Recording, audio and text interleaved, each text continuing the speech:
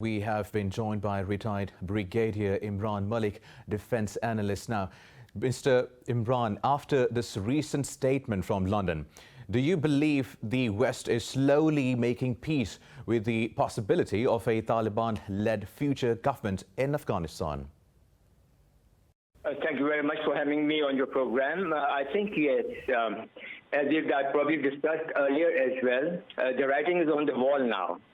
Whether we have a peace process bringing in an Afghan national government, or whether the Taliban make a run for Kabul and take over the city and the country, I think it is a fact now that the Taliban will either form the government by themselves, and even if it is a coalition government, they will have the most dominant part or the most major part of that government.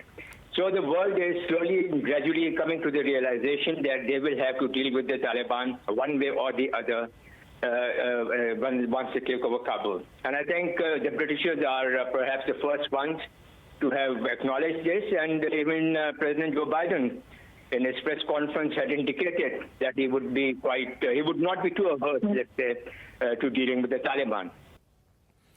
Right. Also, Brigadier Imran, over the past 2 weeks, the Taliban appear to be keener to capture border towns, especially the ones that serve as trade and transit conduits.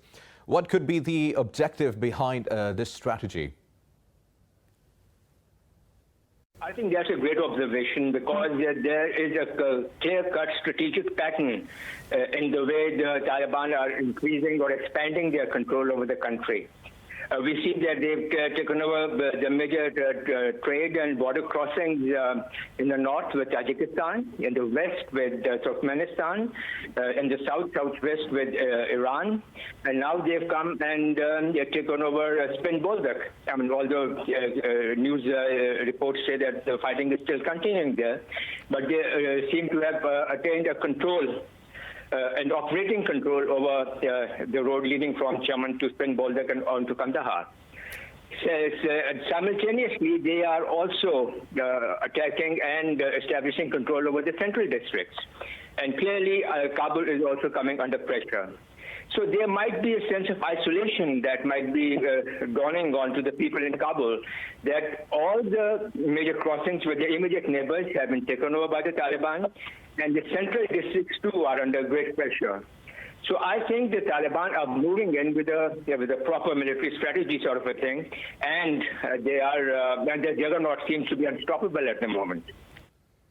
Right, so lastly, there are reports of a possibility of a transitional government being considered in the recently reinvented Doha talks.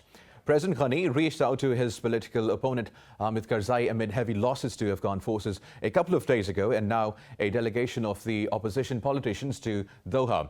Do you see any possibility of a transitional government being agreed, and more importantly, would that be the right thing to do? I think perhaps that is the best option for Afghanistan as a whole, as a country and as a nation. Because a transitional government through a peace process probably would meet the requirements of not only the one government, but the neighboring countries as well as the international community.